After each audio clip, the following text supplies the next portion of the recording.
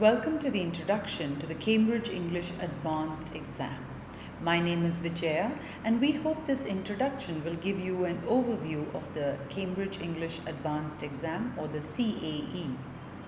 The Cambridge English Assessment exam or the CAE exam is produced by Cambridge English.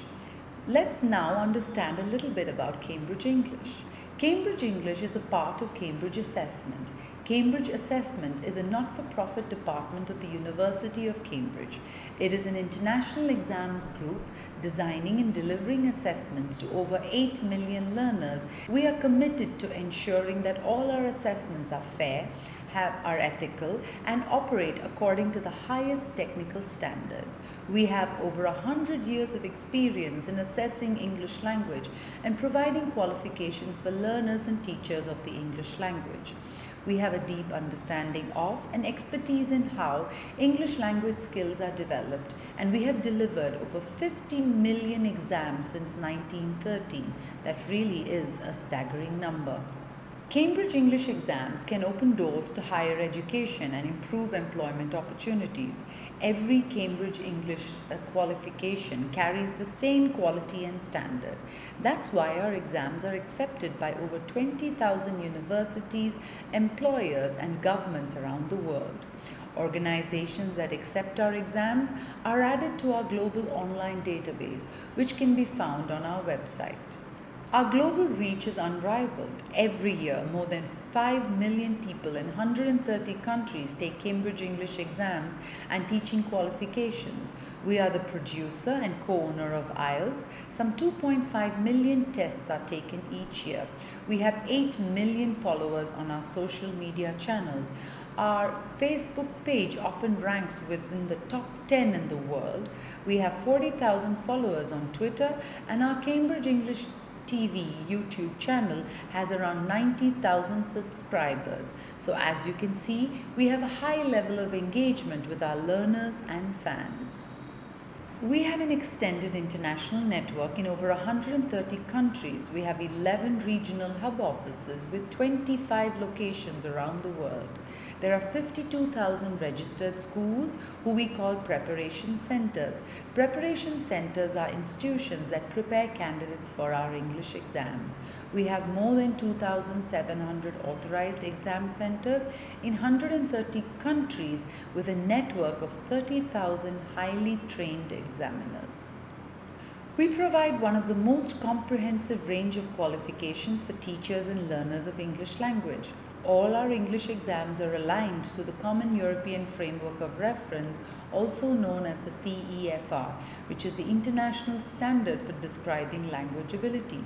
Cambridge English has been involved in the research and development of the CEFR since 1970s, and now the CEFR is used around the world. If I was to ask you how good is your English, you may say good or okay or excellent. If I ask someone else the same question, they may also say good or okay or excellent. But how can we be sure what both of you consider good or okay or excellent are the same? Each of us has a perception of our own language level. So who is correct in their assessment? Is it the person themselves or is it other people? In order to provide a standardized measure of language ability, the Common European Framework of Reference was developed. The CEFR breaks down language ability into 6 levels, with A1 being the lowest and C2 being the highest. By describing our language ability in reading, writing, speaking, and listening, the CEFR lets us know what level we are at for each of these skills.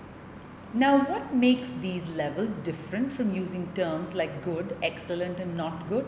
How can we differentiate an A1 level from a B1 level? People at different levels are capable of doing different things.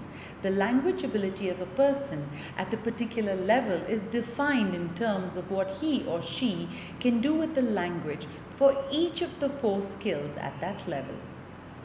Now let's look at some reasons why a student may take the Cambridge English Advanced or the CAE exam.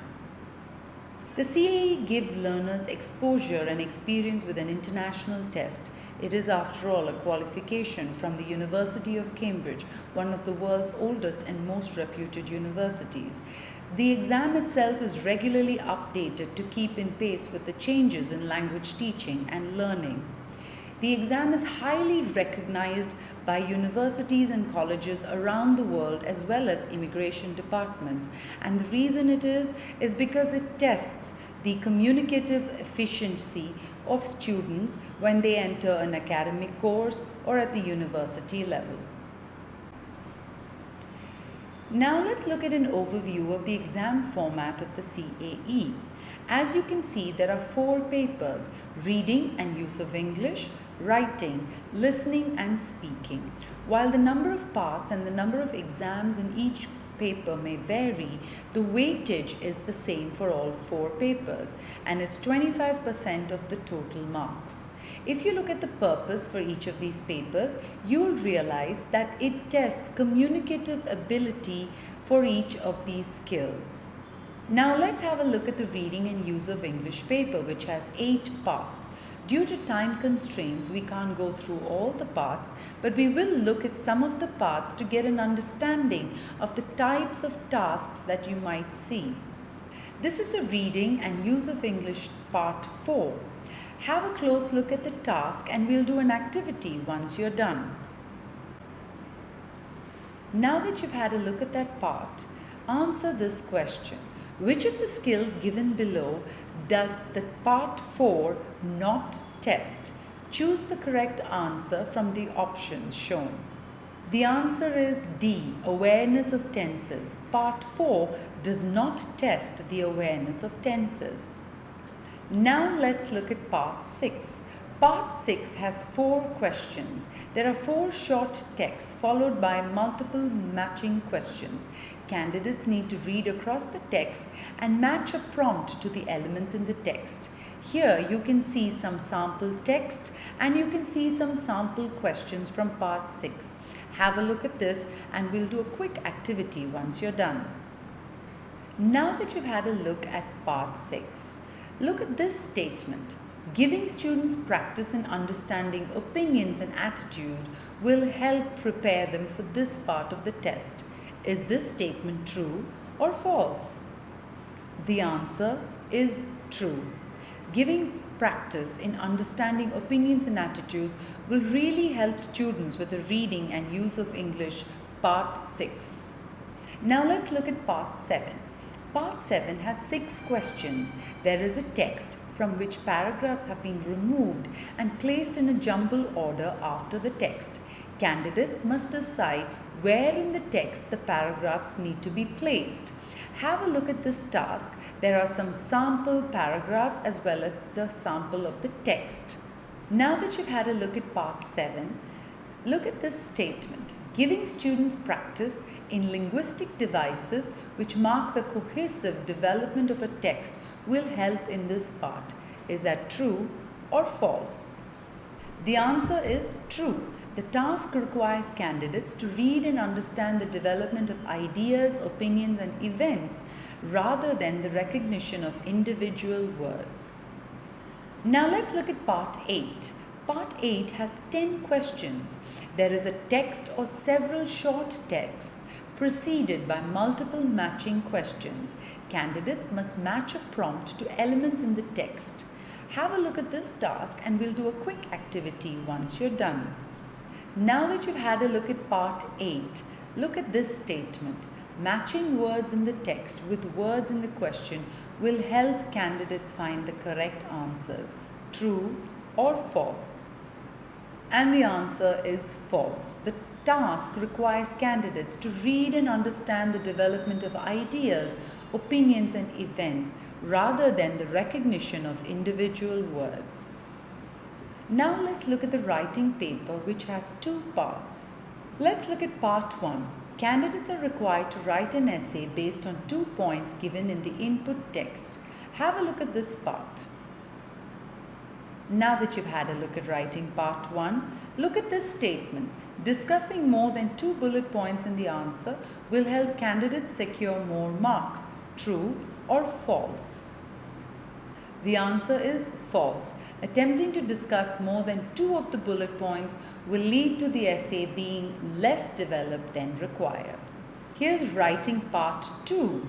Have a look at this task and we'll do a quick activity once you're done. Now that you've had a look at writing part 2, which of the skills below are not tested in part 2?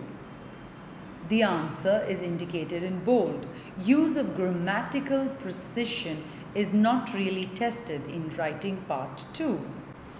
Now let's look at the listening paper, which has 4 parts. Let's start by looking at part 1, which has 6 questions, 3 short extracts from exchanges between interacting speakers, and the questions are 2 multiple choice questions on each extract. Have a look at some sample questions from this part. This is part 2 of the listening test. We can try this part because I'm going to play the audio. You'll hear a student called Josh Brady talking about visiting South Africa as part of his university course in botany. For questions 7 to 14, complete the sentences with a word or short phrase. You now have 45 seconds to look at part 2.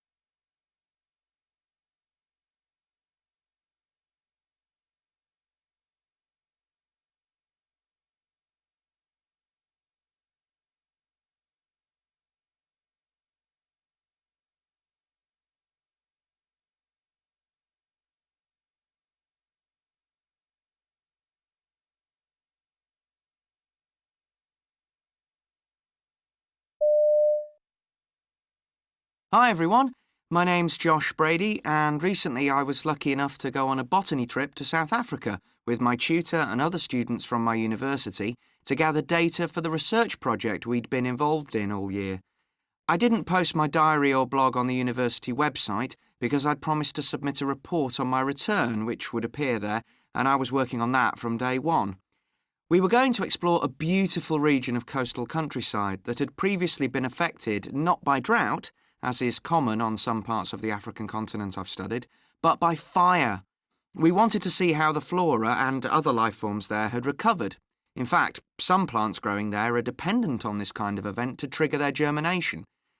When we first saw the landscape, however, we felt rather confused. Much of the area seemed to be cultivated fields, principally of red tea, rather than the colourful flowers we'd been led to expect. Sensing our confusion, our tutor reassured us that we'd soon be off to a wilder area where we'd see a more striking range of specimens.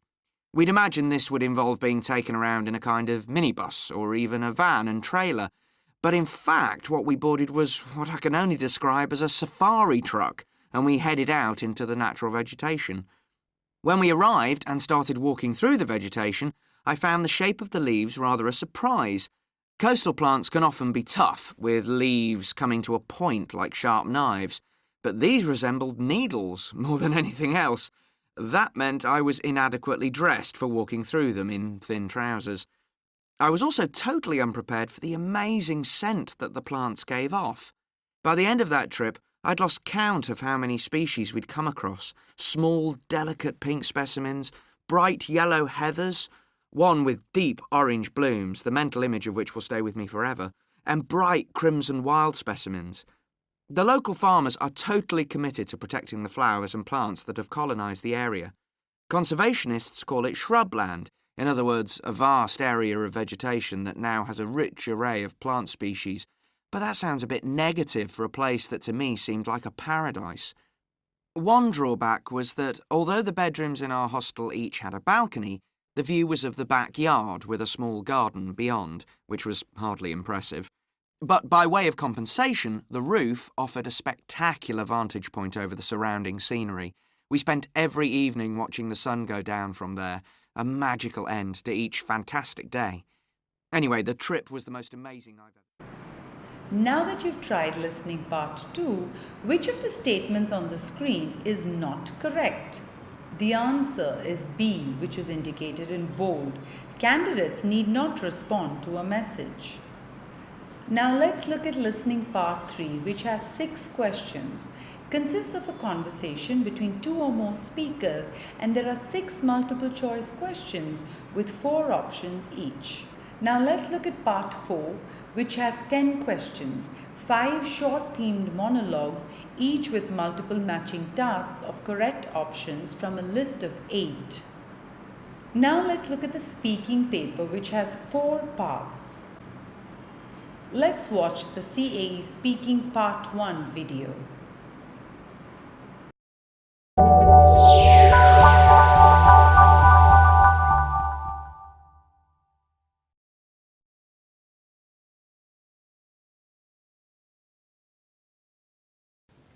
Good morning. Hi. My name is Bridget Harrison, and this is my colleague Mary Whiteside. And your names are? Raphael? Raphael? Maud. Maud. Can I have your mark sheets, please? Thank you. First of all, we'd like to know something about you. Raphael, where are you from? I'm from Lucerne. It's a city in Switzerland, and it's in the German part. And what do you do there? I'm still at school and have 2 years to go. Maud, how long have you been studying English? Well, I think I've been studying English for about 6 years now. Yes. What do you enjoy most about learning English? It is very useful, I mean, to talk with foreigners. I have a lot of foreign friends, and I really enjoy being able to talk with them. Maud, do you think you spend too much time working or studying? Well, sometimes maybe because I'm hardworking, I like it, and sometimes I think I should rest, take time to rest, yes. Why? Because, well, when I study, I stayed at home. I didn't go out with friends, or I didn't like working at a cafe or something. So it's not very a social activity, yeah. So I should meet my friends and go out. Raphael, do you like using the internet to keep in touch with people? Yeah, sometimes. But to keep in touch with people, I think it's better to see them face to face, not just writing. So, but like something like Facebook, I think it's useful like a contact book, but not really as interaction between people. Now that you've had a look at the CAE Speaking Video Part 1, read the descriptions of the speaking activities given below and decide which of these activities will help prepare learners for Part 1 of the CAE Speaking Test.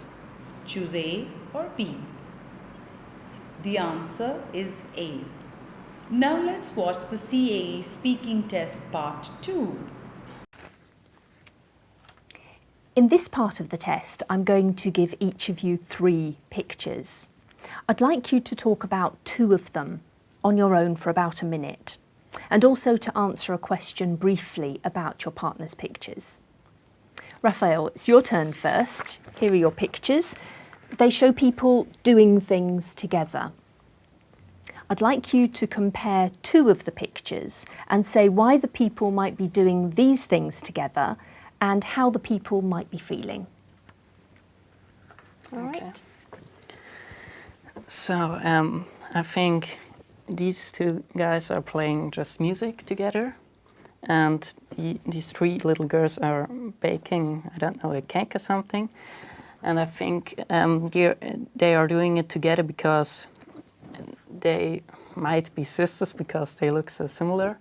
And these 2 are maybe in a band or in a music group. And I think they enjoy to play together music and interact together.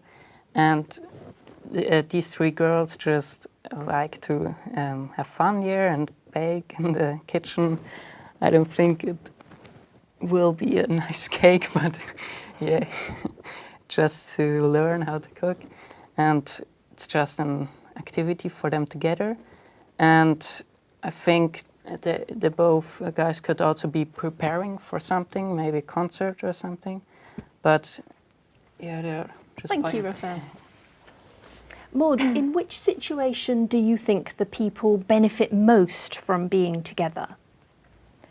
Well, I think every kind of situation depends on the kind of relationship you have with the person. When you're at school, maybe in a class, it's good to talk with some people sometimes just to think about something else. And when you're cooking, it's the same. You share ideas, you learn things. When you're playing music, you learn about each other. So it really depends on the situation. Thank you. Now, Maud, here are your pictures. They show students doing different activities. I'd like you to compare two of the activities and say how students can benefit from doing these activities and how helpful the activities might be in preparing them for their future lives.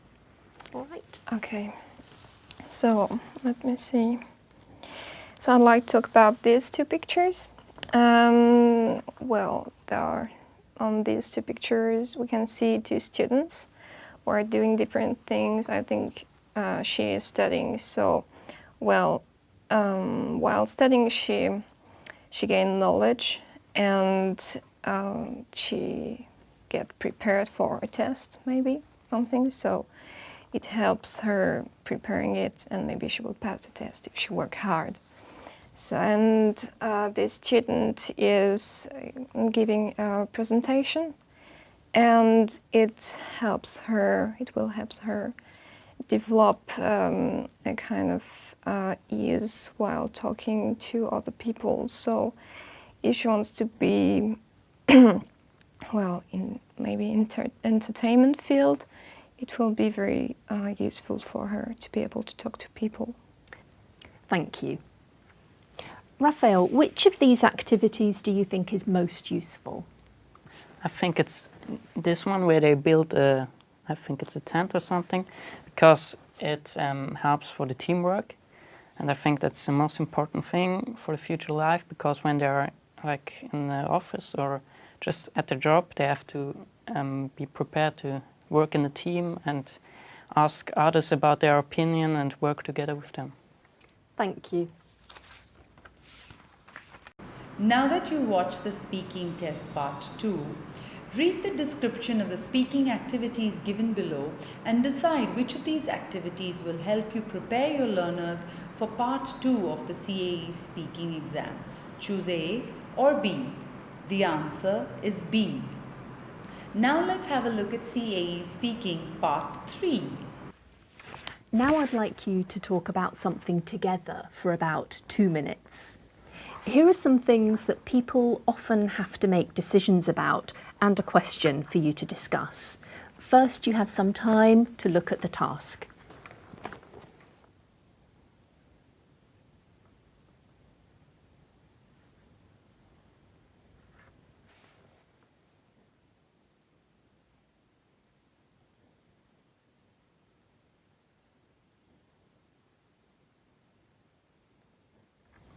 Now talk to each other about what people might have to consider when making these decisions. Okay, so let's talk about choosing a university first. I think people have to think about, well, first the students have to think about what they like, of course, when They they want to choose study. a university, yeah. And students and parents have to think about money, because in some countries, universities is very expensive, like in England here. And I think you have also to choose the right university for like where you can study the subject you really want to, and also that the university with the subject is the best university with from all the universities with the subject. Like the best results in an exam or something like that. And what about starting a family? Again, there is a financial criteria to consider, I think. And well, when you start a family, you need to talk maybe about children. Yeah. Mm, You have also to think about if you're ready already yes. to build a family, and if you have enough money and And where to settle, yeah. and you need to think about the jobs, maybe, Yes. because I think that now most of the parents, I mean, 2 parents are working, so they need to Yeah. take that in consideration. And moving to another country, I think the language is very important. Yeah. And there are some restrictions as well about languages. Like if you want to move to Australia, you need to pass the IELTS exam. Thank you. Now you have about a minute to decide in which situation it's most important to make the right decision. Okay. I think the most important is getting married, because when 2 people find each other and they think about getting married, they should really think about it, because it's an important decision. Yeah, And I they agree with you. don't just get married. Yeah. Mm-hmm. Yes, then you have to sign kind of a contract, and those people are together for whole their lives, so they need to think about it before getting married. I think this is also connected to starting a family, because Yes, and maybe I moving think to it's- another country. Well, yeah, yes, everything relies on it. yeah. Mm-hmm. Okay. So yeah. And also when you are getting married, I think it's better to first getting married before you start a family, because then you're like Yeah. couple. And yeah.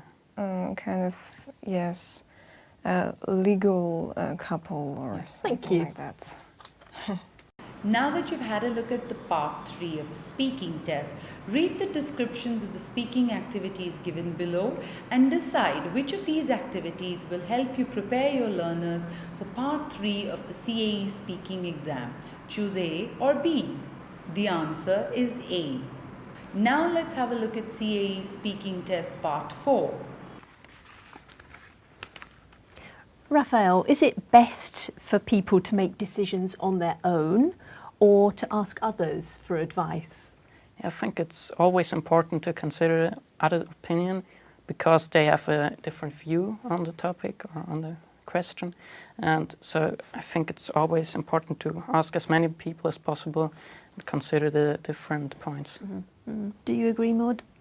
Well, in some ways, yes, but I think that some people should make their own decision when they think that the advice that all the people give them are not very strong. So, yes.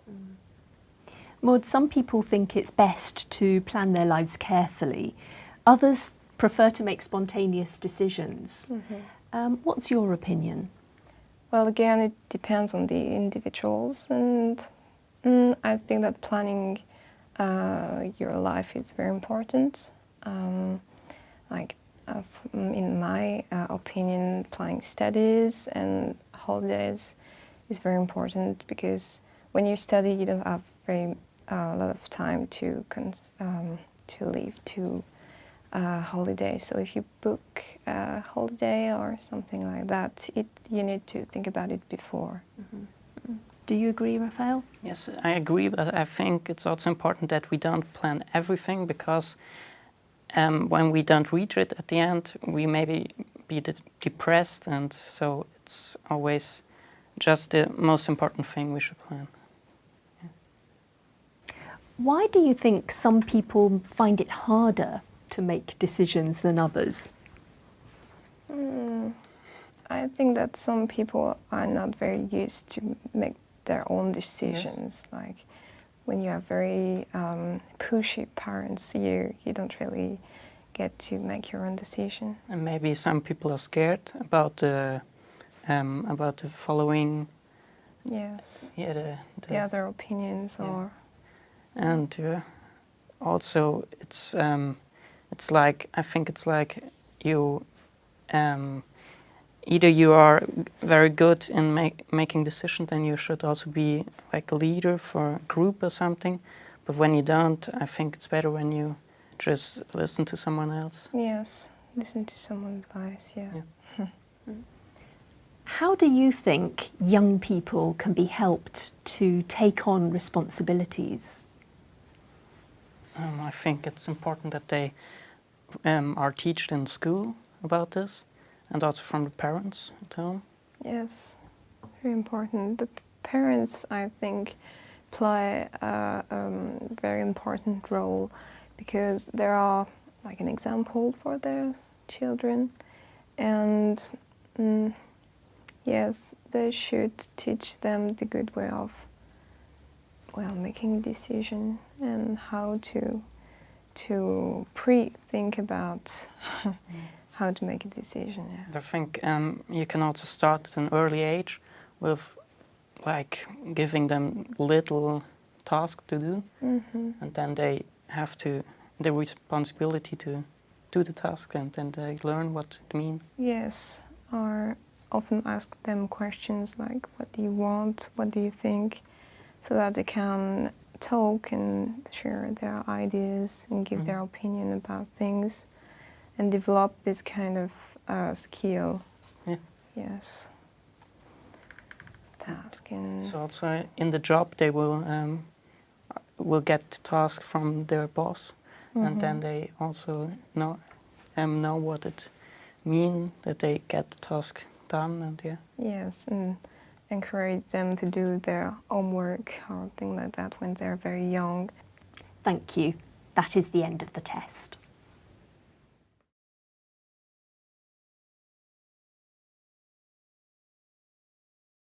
Now that you've had a look at part 4, read the descriptions of the speaking activities given below and decide which of these activities will help you prepare your learners for part 4 of the CAE speaking test. Choose A or B. The answer is A. Now let's look at some of the resources that are available to understand the test better. These resources are available on the Cambridge English website, but we will be collating this for your easy reference and access. We'll send you an email shortly about this. Some of the key resources that will help in understanding the exam better are sample papers, information for candidates, speaking test videos, and the teacher's handbook. You will find all these resources on our website. Under the Cambridge English website's homepage, select exams and then select the exam that you're interested in knowing about, in this case the CAE. Under preparation, you'll find a range of resources available. Now let's have a look at some of the resources that are available for teachers.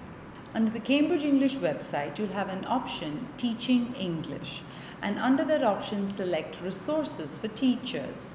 The resources for teachers includes the teacher's handbook, which gives a lot of information about the exams, such as the test focus of the various parts, how to prepare candidates for the tests, etc. The resources also include lesson plans for teachers to help them prepare students for the CAE. These lesson plans are available for each part of each paper. So you'll have a lesson plan for listening part 1, and then another lesson plan for listening part 2, and then another for listening part 3, and so on. This is what a sample lesson plan looks like. As you can see, it has procedures, it has the materials required, it has the time required to execute the lesson plan. You can't see the entire lesson plan on the screen, but it does include worksheets, answers to worksheets, follow-up activities that you can do with your learners, etc. As part of the teacher's resources, you'll also find speaking test videos. You can show these videos to your learners to help them understand how a CAE speaking test is conducted. You will also find a vocabulary list, and this is very important because this is the list of words that you need to be familiar with in preparation for the CAE exam. Now let's have a look at some of the resources that are available for students. Apart from all the resources under Teaching Resources, you can also find a lot of activities in the website for students. Again, from the Cambridge English homepage, select Learning English. Under this option, you will find a host of practice activities, games, etc. This option also has an activity, Write and Improve. Write and Improve is a project carried out by Cambridge English which allows you to submit your writing and receive feedback on it. You can then use the feedback to improve your writing. We hope you found this introductory session useful and now have a better understanding of the CAE exam. All the best with the test.